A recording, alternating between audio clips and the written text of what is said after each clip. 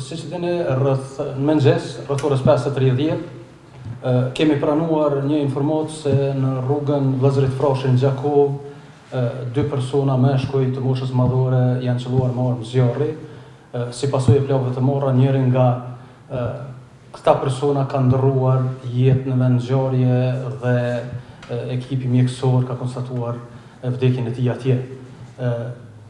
Menjëherë policia ka ndërmarrë veprime hetimore, menjëherë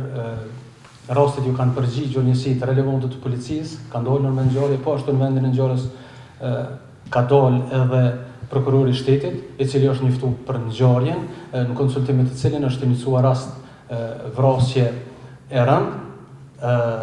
ndërsa trupi i pajetë është dërguar për ekzaminim mjekëligjor. Aktualisht, si drejtori jemi duke ndërmarrë mosa për arrestimin e personit të dyshuar, lokalizimin në fakt dhe arrestimin e personit të dyshuar, i cili deri më tani gjendet në arresti.